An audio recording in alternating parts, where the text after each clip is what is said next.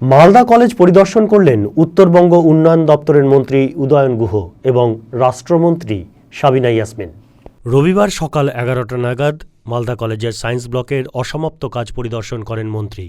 College সূত্রে জানা গিয়েছে 2018 সালে সায়েন্স ব্লক তৈরির জন্য বরাদ্দ করা হয়েছিল প্রায় 6 কোটি টাকা।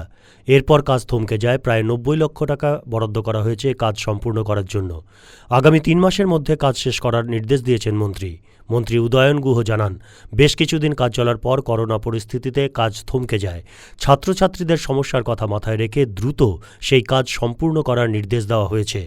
কলেজের পক্ষ থেকে আরও কিছু সমস্যার কথা জানানো হয় মন্ত্রীকে, সেগুলি খতিয়ে দেখা হবে বলে তিনি জানান। 18 সালে কাজ শুরু হয়, মাঝখানে নানা কারণে, বিশেষ করে কোভিডের কারণে কাজ বন্ধ হয়ে যায়।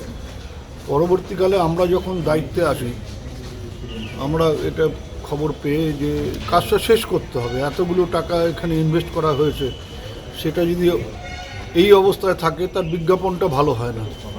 সেই জন্য আমরা ঠিক করেছি অ্যাটলিস্ট যেটা যে পর্যন্ত হয়েছে সেটাকে ফিনিশ করার, করে এটাকে ব্যবহারের উপযোগী করে তোলা। পরে ধীরে ধীরে যে প্ল্যানটা আছে সেটাকে নিয়ে কিভাবে কি করা যায় সেগুলো দেখা হবে, কিন্তু আপাতত এটাকে ব্যবহার করার মতন অবস্থায় নিয়ে আসতে হবে, এবং নিয়ে এলে পরে কলেজেরও ভালো হবে, স্টুডেন্টদেরও ভালো হবে।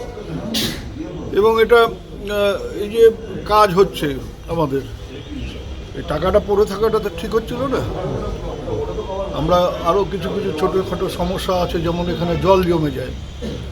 আমরা শুনলাম প্রিন্সিপাল সাহেবের কাছে, কলেজের অন্যান্য টিচারদের কাছে, আমরা সেটাও ইঞ্জিনিয়ারদের বলে দিলাম। সেটা খুব একটা বড় টাকা নয়, 20-25 লক্ষ টাকার মধ্যে এটা পুরো একটা মাটি ভরাট করে ড্রেনেজ সিস্টেমটাকে করে দেওয়া যায়, সেটাও করে দেওয়া হবে যাতে ব্যবহার উপযোগী এটা হয়। আর এই সায়েন্স বিল্ডিংয়ের জন্য কত টাকা লাগবে? আর পুরোটা যা প্ল্যান আছে সে তো অনেক টাকার ব্যাপার, কিন্তু অ্যাটলিস্ট আর একটা ফ্লোর যাতে করা যায়, করলে পরে অনেক সমস্যাই মিটে যাবে।